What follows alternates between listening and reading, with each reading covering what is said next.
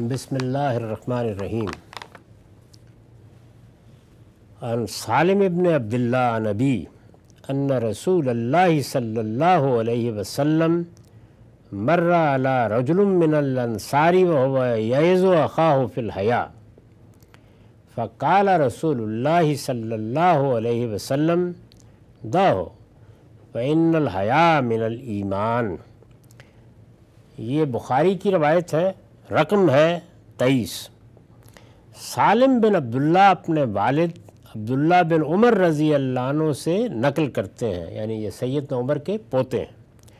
सालिम बिन अब्दुल्ला अपने वालिद अब्दुल्ला बिन उमर रज़ी अल्लाह अन्हु से नकल करते हैं कि रसूलुल्लाह सल्लल्लाहु अलैहि वसल्लम का गुज़र किसी अंसारी के पास से हुआ।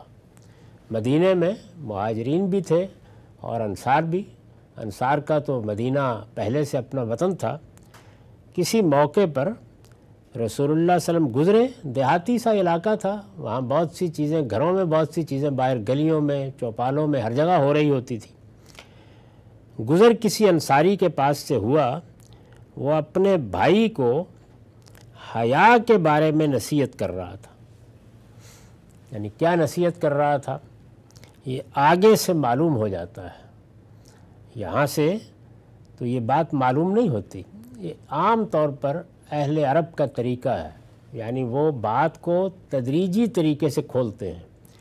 चुनांचे उस्ताद इमाम ने भी तदब्बुर कुरान में इस उसलूब की तरफ तवज्जो दिलाई है।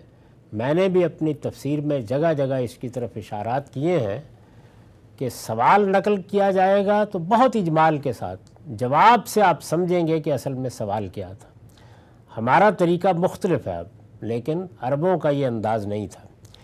इसी तरह जब कभी वो बात बयान करते हैं और ये मालूम होता है कि आगे ख़ुद सियाक़ो सबाक़ से वाज़े हो जाएगा कि बात का क्या पहलू था, तो उसको इसी तरह इजमाल से बयान कर देते हैं। तो यहाँ जुमला ये है कि वह हुवा यइज़ु अखाहु फिल हया, वो अपने भाई को हया के बारे में नसीहत कर रहा था।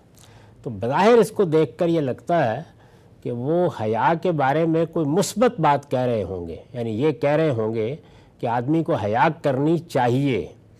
आगे से मालूम होता है कि नहीं, वो ये कह रहे थे कि ये क्या तुम अपने अंदर झिझक पैदा कर रहे हो, हया ही हया है। मैं अर्ज़ कर चुका हूँ कि अरबी ज़ुबान में हया उस मानी में महज इस्तेमाल नहीं होता जिस मानी में हम इस्तेमाल करते हैं।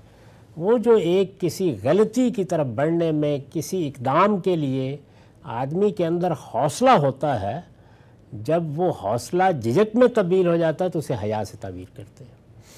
तो इस वजह से ये मुख्तलिफ़ रवायतों में इसी मज़मून को बयान किया गया है।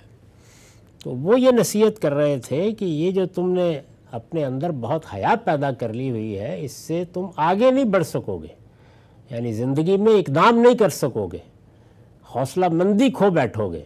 तो हया के ख़िलाफ़ नसीहत कर रहे थे। यानी ये नसीहत कर रहा था कि तुम में हया बहुत है और ये ज़िंदगी के मामलात में तुम्हारे आगे बढ़ने में रुकावट बन जाएगी। ऐसा होता है बाज़ औक़ात कि वालिदैन बुज़ुर्ग कहते हैं कि भाई तुम तो बोलते ही नहीं हो, बात ही नहीं करते हो, बैठे रहते हो किसी मजलिस में, तुम्हें तो हर जगह शर्म ही आती है, तो इसके बाद दुनिया में क्या करोगे और आगे कैसे बढ़ोगे। तो इस तरह की नसीहत कर रहा था। रसूलुल्लाह सल्लल्लाहु अलैहि वसल्लम ने सुना तो फरमाया, दाओ फ़इन्नल हया मिनल ईमान, इसे छोड़ दो, इसलिए कि हया ईमान ही का हिस्सा है। ये इसलिए फ़रमाया, मैंने लिखा है इसलिए फ़रमाया कि खुदा के हमा वक्त निगरान होने का एहसास ही इंसान के अंदर हया के पैदा होने का बायस बनता है। यानी अगर देखिए तो हया एक रूहानी एहसास अल्लाह ताला की मारिफत से बनता है। खुदा के हमा वक्त निगरान होने का एहसास ही इंसान के अंदर हया के पैदा होने का बायस बनता है। तो ये जो फरमाया कि हया ईमानी का हिस्सा है, तो गोया ये बताया कि ईमान की हकीकत भी यही है।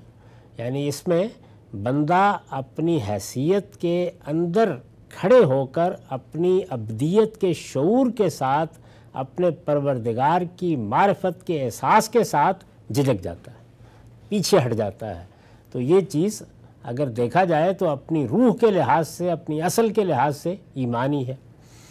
मुद्दा ये था कि हया बहुत है, यानी तुम्हारे भाई में, वो नसीहत कर रहे थे, تمہارے بھائی میں حیا بہت ہے تو اس پر ملامت کی ضرورت نہیں، جس چیز کی اصل ایمان ہے اس سے خدا نے چاہا تو بھلائی پیدا ہوگی۔ یعنی یہ صحیح ہے، دنیوی اعتبار سے تم یہ بات کر رہے ہو، لیکن بتدریج اس سے، اس کی شخصیت سے بھلائی ہی ظاہر ہوگی۔ اس سے خدا نے چاہا تو بھلائی پیدا ہوگی، اور بھلائی اگر دنیا کے کسی معاملے میں آگے بڑھنے سے روکتی بھی ہے تو بندہ مومن کو اس کی پرواہ نہیں کرنی چاہیے۔ جس نے بھلائی کا حکم دیا ہے وہی یہاں بھی دستگیری فرمائے گا۔ تو یہ نصیحت گویا اس موقع پر رسول اللہ صلی اللہ علیہ وسلم نے کی۔ ظاہر ہے کہ ایسی ہر نصیحت کا ایک موقع اور محل ہوتا ہے۔ یہ ممکن ہے کہ کسی دوسرے موقع پر یہ چیز کسی خیر کی طرف بڑھنے سے روکنے کا باعث بن رہی ہو تو رسول اللہ اس سے مختلف بات فرماتے ہیں۔ یعنی موقع محل تمام روایات میں دیکھنا چاہیے، کیونکہ جو عام گفتگویں کی جاتی ہیں یا باتیں کی جاتی ہیں وہ کبھی اپنے موقع اور محل سے اوپر اٹھ کر نہیں کی جاتی۔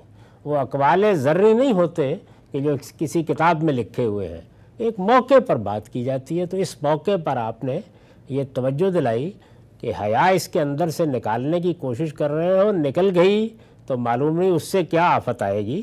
اس لیے حیا ایمانی کا حصہ ہے، اس سے توقع رکھو بھلائی پیدا ہوگی۔